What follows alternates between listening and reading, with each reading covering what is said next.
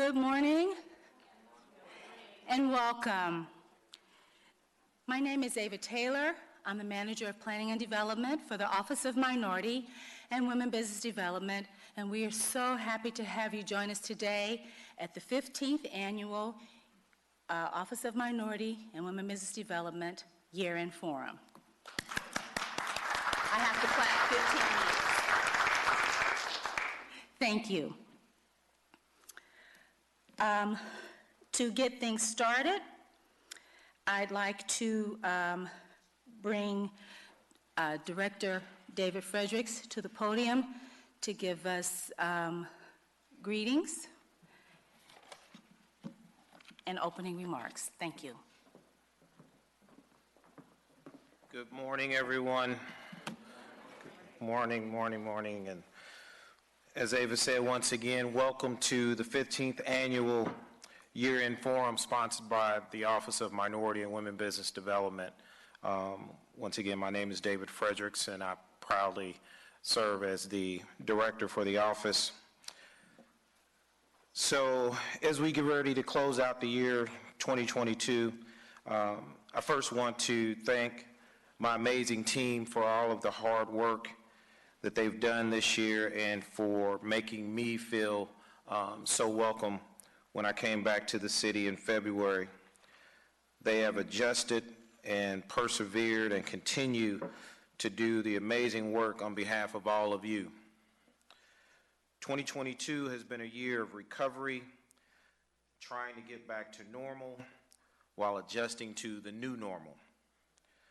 We had some diverse businesses that either went out of business or were acquired by competition, but we also gained some new and exciting businesses in various fields. Projects and opportunities were scrapped, but new and more exciting opportunities arose, and now the city is poised for unbelievable growth. Our challenge now is to find those hidden gems within the community and to advocate for them on their behalf to get access to opportunities. I just want to share with you a few numbers in terms of where our office is year to date in terms of certification. As of the 1st of November, we had 98 new certifications for the year 2022. We had 152 recertifications, which gave us a total of, right now we have 806 total certified diverse businesses with our office. Yes, clap for that.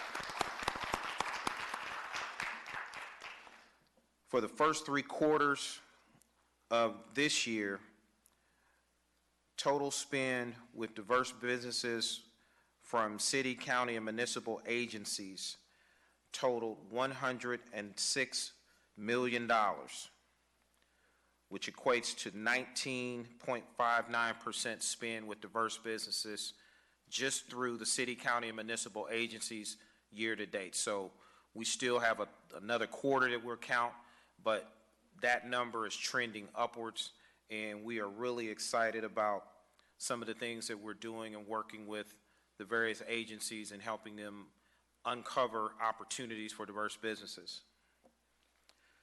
To that end, though, we can now also report for the first time in a long time that our office is fully staffed.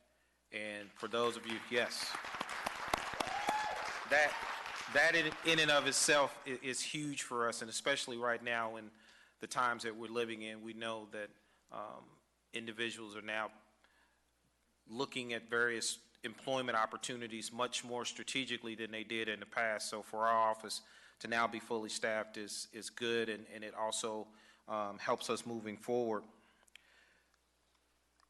All of this has been done through and with the support of the mayor, as well as the City County Council for helping us out, and then they've also worked with us for our budget for next year, where we're going to be adding some additional staff members that will help us increase our efforts in compliance, outreach, business coaching, and general assistance with our certified vendors.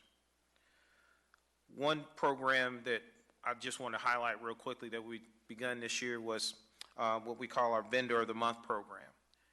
Through that program, we are identifying one of our certified vendors every month, and we recognize that company. We go out along with the mayor, present them with a plaque, but it's just a way for us to begin to highlight many of the certified vendors and diverse businesses that we have throughout the city.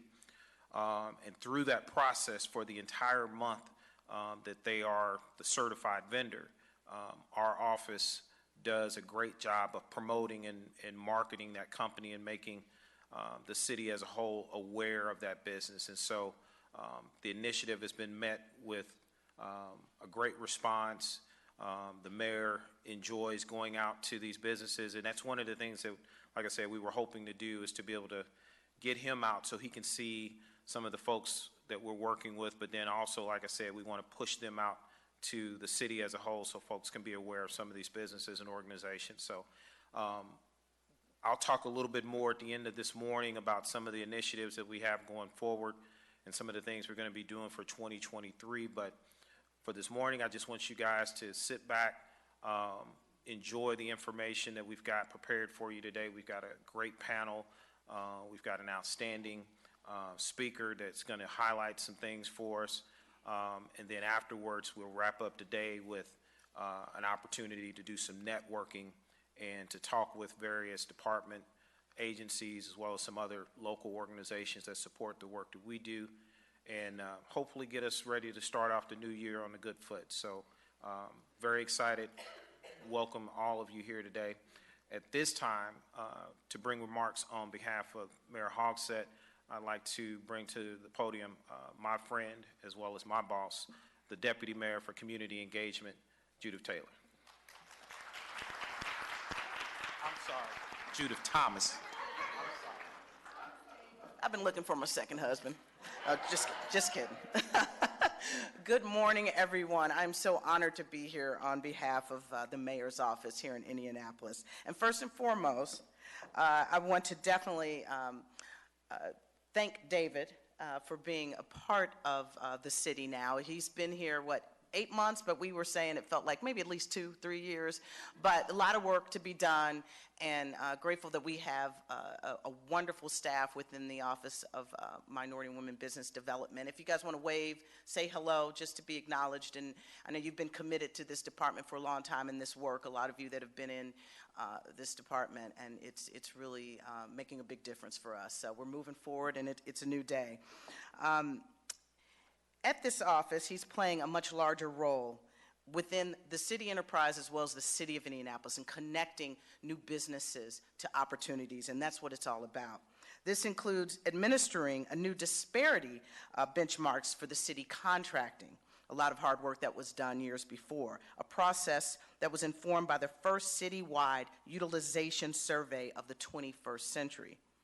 And this year, to highlight local businesses, as David mentioned, that are registered, OMWBD started their Vendor of the Month campaign. So please connect with the office on social media. A lot of great information out there connecting the community to what's going on in the city. Now, every month of the year, Indy residents will also get to know these new businesses and connect with them and really get a view of the XBE landscape in our city that continues to grow. OMWBD's efforts are part of an overall push for greater equity coming to the city of Indianapolis. It's a part of the Cultural Equity Plan, a very exciting plan that I'm so ready to work on, seeking to maintain cultural and resident legacies in all of our neighborhoods in the city of Indianapolis that have battled displacement. It's a part of the Lift Indy, bringing responsible development to more Indianapolis neighborhoods. Again, responsible development to Indianapolis neighborhoods. Also a part of a $50 million push toward the creation and preservation of affordable housing in our city. And it's our commitment to transit-oriented development, keeping access to good-paying jobs and communities open for more residents. The goals are noble, they are sustainable, and they are a foundation for a better Indianapolis for us all. And we must all work together and communicate and really, really be focused on the goals. I also want to acknowledge our counselor member. Counselor Graves is here in the office as well, so please have a way. But believe me, we are here to make a difference in this city and connect everyone to the resources that are needed. So thank you for all of us to help us realize these goals. And thank you for your attention and being here today and committed to the cause. Thank you so much.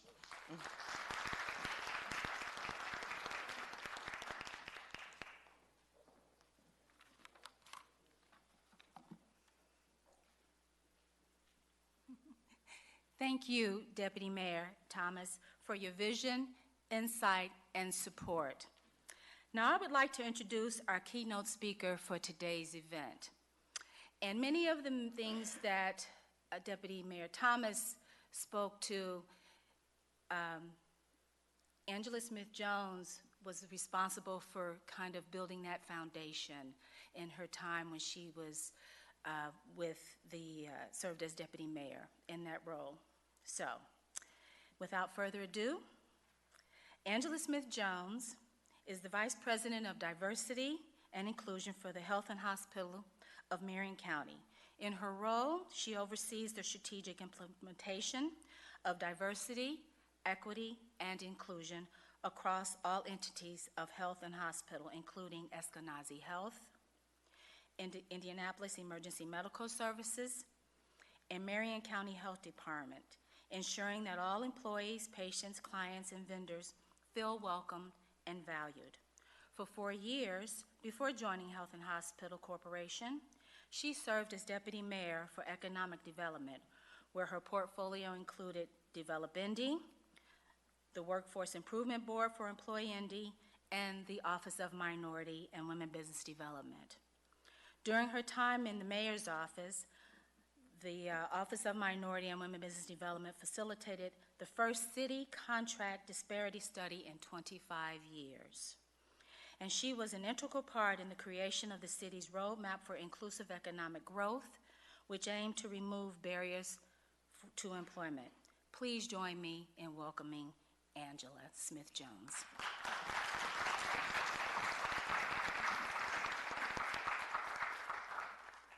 Good morning. Okay, first of all, thank you very much for the invitation and thank you for that introduction. But Ava, I have one correction.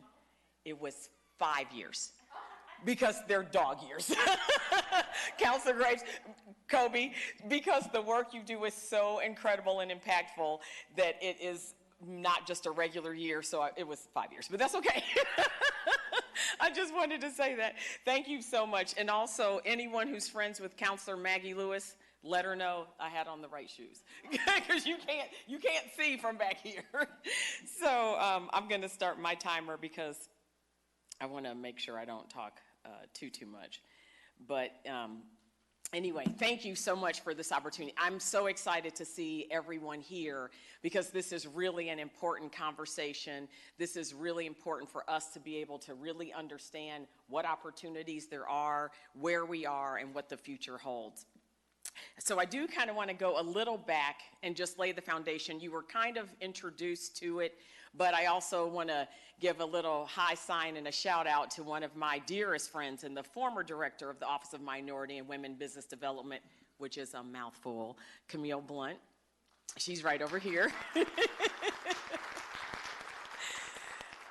So when I was deputy mayor, Camille and I together did the disparity study. We led it, did all of the work to find the company to actually get into the community, get engaged with business owners just like yourselves, and get a sense of the pulse of what is really occurring here in Indianapolis with utilizing diversely owned businesses.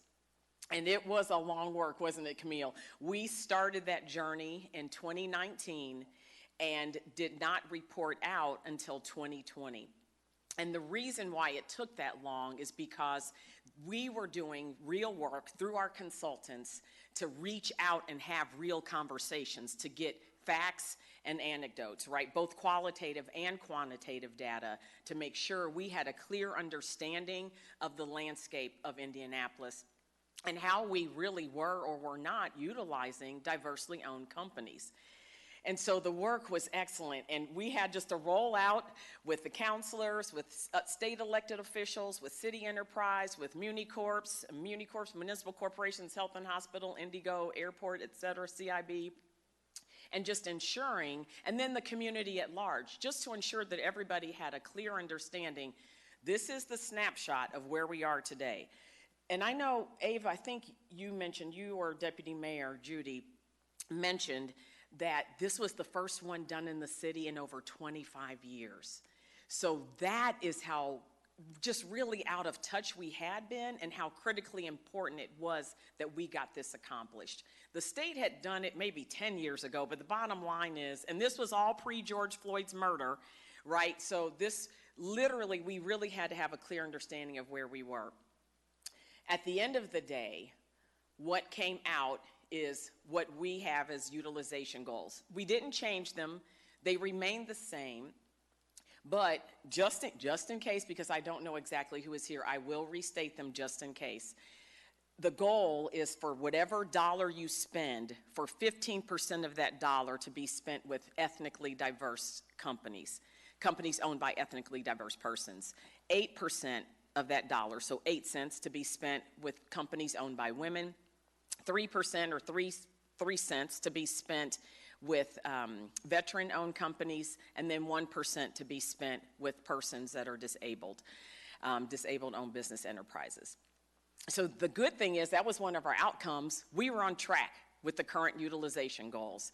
So that was a victory. One thing that they realized in looking across our city is we have great capacity. So Indianapolis has become more and more diverse by population over time.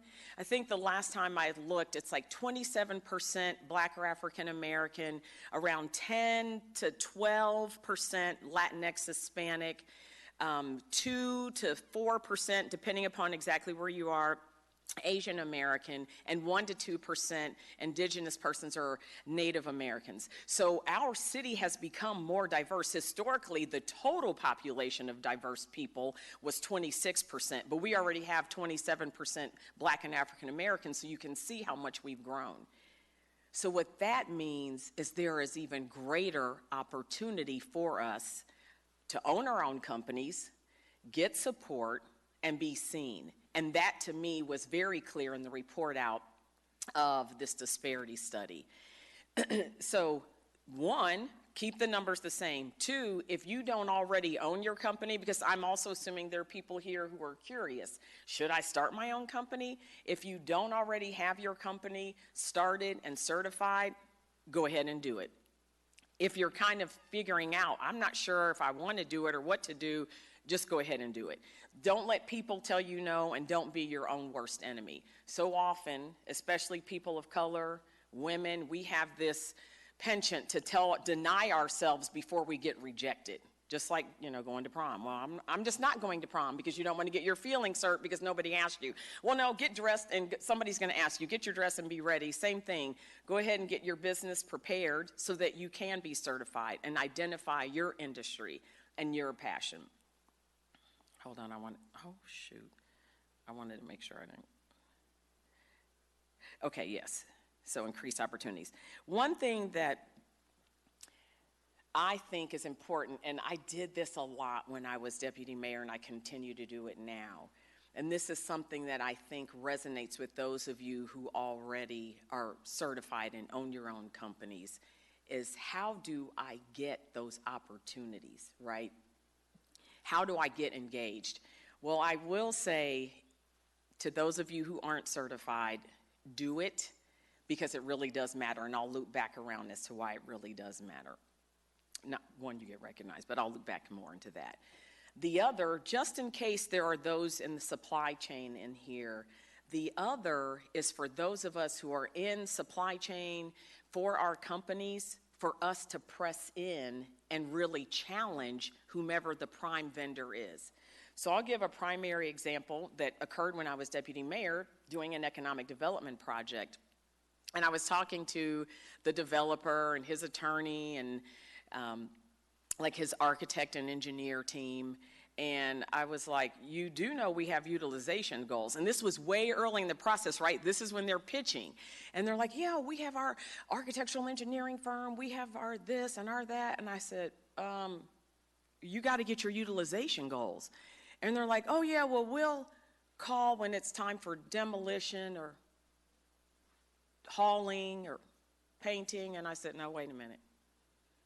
Okay, everything, and I'm being specific because this is a friend of mine who happens to be a white male. His name really is Chip, but I'm also generalizing and being facetious.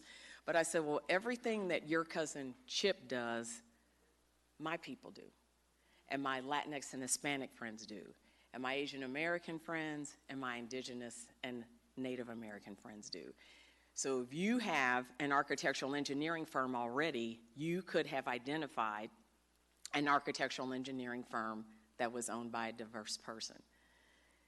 You can look at insurance, you can look at your legal fees, your printing. So I don't want you to limit yourselves into a pigeonhole of construction only. When you look at what goes into a project, there's everything.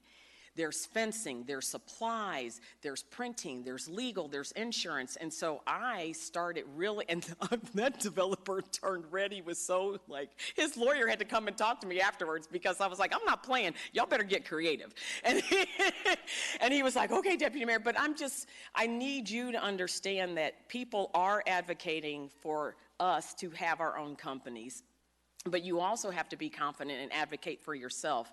And those of us who are in the supply chain space right now, you have to talk kind of tough and kind of uncomfortable to the prime who's just seriously accustomed to calling his cousin, because his cousin owns a company that supports his company, and that's how their family has multi-generational wealth, and the rest of us don't. The other thing is, when you get a contract, think of somebody else who can be in a contract with you, right? As you grow and you grow to be a prime, make sure you're keeping in mind supplier diversity. So just because you've made it doesn't mean that you start leaving. You have to continue to look back and build and pull somebody else up. So there are multiple layers to that I hope you understood. One, you have to have an advocate in the space, and those of you who are in the space, it is your obligation to advocate. Once you are engaged, it is your obligation to bring somebody else to the table and ensure that they get an opportunity. And in all of this, you have to be bold and confident. Even if before you say something like, I can do what Chip does, if you got to just pit out. And then when you're done, go puke, whatever it is, but you got to do it. Like, you got to stand up. If you don't stand up for you, nobody else will. So that's a part of the point, too. I want to make sure you understand. Okay, Ava, because I want to leave time for questions. Okay, one thing that I think is critically important for those of us who are in the supply chain space is also how do we start to get ourselves where we're doing well with our current utilization goals, but we're able to project out. And for this means, say we all had a crystal ball before COVID, and I'm in healthcare, right? I could have been in a position in a healthcare place to say out to the ether, we are going to need masks, gloves, hand sanitizers, gowns, caps, and booties. And I could have projected that into the space where we are right now. So maybe you're not interested in anything in medical supplies, but your cousin is. Your cousin has been working in the healthcare industry and has always wanted to own their own company. If I had a crystal ball and could project, then you would be able to tell your cousin, they're going to need X, Y, and Z. You can actually bring your dream to realization. So that is a part of what I believe those of us in the supply chain space is to get to where we can start to project out instead of waiting till the last minute and saying, ooh, now we need masks. Granted, we didn't know about COVID, but that's the ultimate goal to me, is to be able to project out. Okay, gosh, I wanted so much more to tell you guys. Okay, one other thing that I think is important when you are looking at opportunities is you have to be out there in the space to meet the people who make the decisions. And you have to be bold in that, right? Being being comfortable and going up and saying, this is my space, this is my expertise, and being as unique as you want to be. I literally met a woman who does doula services, a woman-owned company. That is incredible. It's a niche. She was bold enough to come up to me at a conference. I've connected her. We actually have doula services at Eskenazi Health. So that is, for me, like a great story of how we're going to have a partnership with a local resident woman-owned business, Black woman-owned business, to help partner with us in doula services. So always be bold and go forward. Something that's critically important is for your company to ensure that you get all of the support and resources that you need so that you can stabilize and grow, should growth be your wish. I want to mention a couple of resources that are out there to help you get those specific tools. You can work with the Indy Black Chamber, the Indy Chamber. They have a special division called Business Ownership Initiative, and one of our panelists is probably going to talk about that a little bit. There's Kepper Institute, Hispanic Business Council, and those are entities of which I am aware, and there are plenty others. IU, Kelley School of Business, they have a special project and program that they're doing with the Indy Chamber to ensure that diversely owned companies are getting the support and the direction that is needed to stabilize and then be able to grow. So you want to be able to be in a place that if you so choose, you could hand your business down to your child or your grandchildren or what have you. That is so critically important. So pay attention to those resources. Take advantage of them. There are opportunities to get mentoring, coaching, financial wherewithal and stability and understanding is so critically important because that's usually the end of the day, right? You're paying for your business on your credit card, your checking account. Well, I don't even know whatever else, but you're doing it any way you can. And there are actually other financial tools out there that can be utilized for you to be able to stabilize and grow your company. I think one other point that, wait, Ava, let me check my time. Are you timing me, Ava? Okay, all right. I'm like, Lord, I'm trying to, okay. Oh my God. One thing that I want to also express is why it is important to get certified. I've talked to a lot of diverse vendors in my life, in my professional career, that they're like, oh, one's a CPA, so I'm like, there's lots of work that a CPA can do. Oh, I don't want to get certified. It's not worth my time. Well, it is worth your time. I would say even more so since the murder of George Floyd. More and more entities, municipal corps, the city enterprise, and private sector companies, Cummins, Eli Lilly, just to name some that I know we all know, are all really focused on how do we get opportunities with diversely owned companies. One great resource is to be able to go to the city's website and their team, and then you know that company has been vetted and they have the capability to meet your need. So that, for me, gets you in the door for a company to consider. The other is for the city enterprise, the city and the county and the municipal corporations.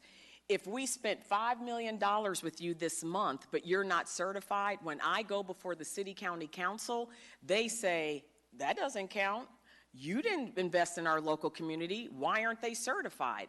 So if you're competing with someone who is certified and you're not certified and you have the exact same business product or service, I am going to choose the one that's certified because that's the one the city county council recognizes. And they're the ones who say, here's your budget, you're approved, spend it wisely, judiciously. And I want to invest in local, diversely owned, certified businesses. So that's another key reason to ensure you're certified. And I also want to put a pin in those of you who are outside of the construction realm. That is a very valid and growing space to be certified. Again, when you look at a project, Cook Medical, one of my favorite projects, they did it with everything. They did it, food, fencing, electrical. So there's more than just, architectural and design, art and murals. There's more community engagement partners. So there are so many layers to a project that whatever your passion is, there's a space and a place for you. And we also need to recognize that in the supply chain space and hire you. Printers and printing services, paper and paper services. There's so much more. So I want you to also open your mind, and whatever your passion is, go for that. That really is something that is needed, and we need to make sure that we're paying attention. And then lastly, I am going to close. Okay. I want to remind everybody that supporting local small businesses is critical. Eli Lilly started off as a sole proprietor. Cook Medical started off as a sole proprietor. So if we don't invest in each other, we don't invest in you, you don't invest in yourselves, you will not ever become the next Cook Medical or Eli Lilly.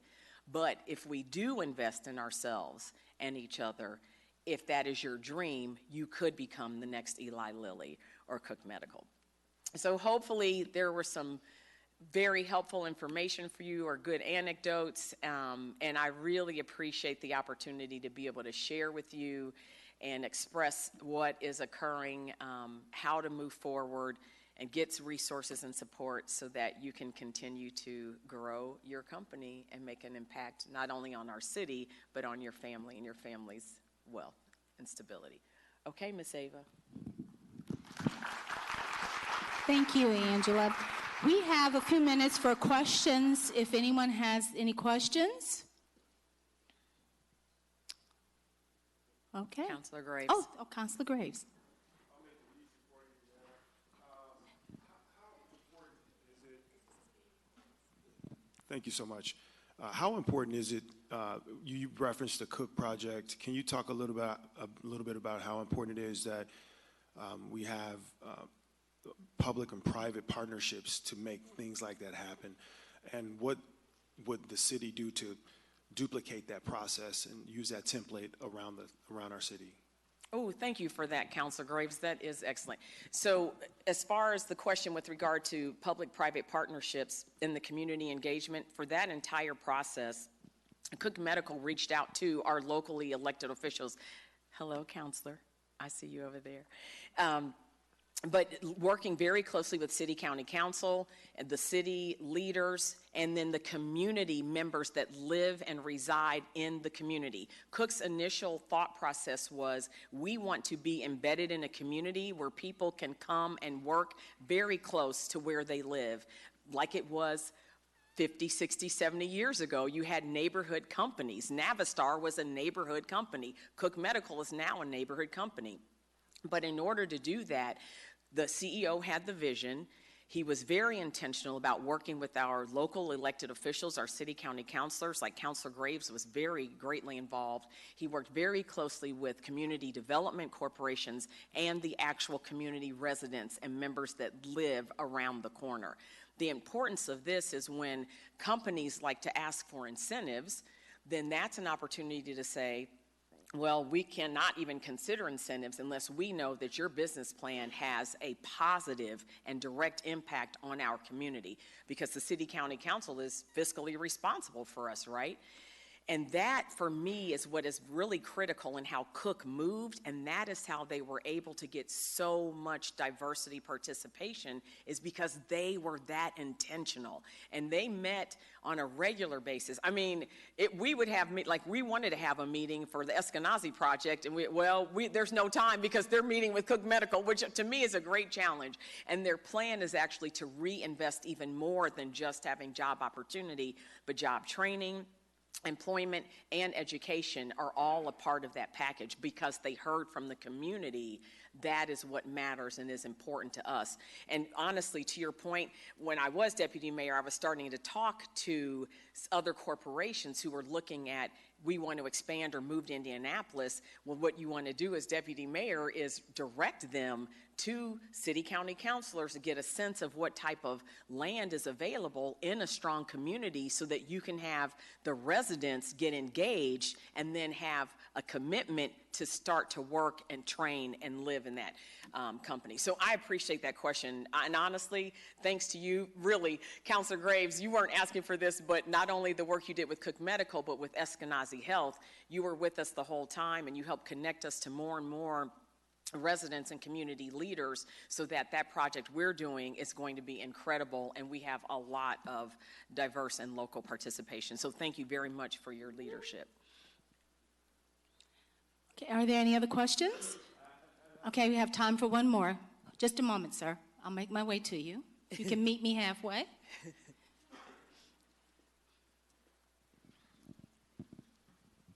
Good morning. Oh, you got good morning.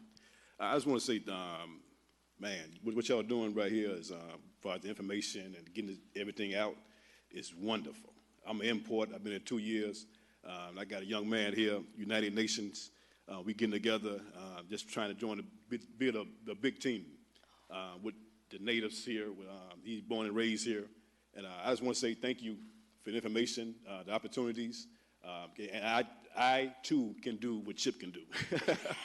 All right. That's it. Thank you, sir. Thank you.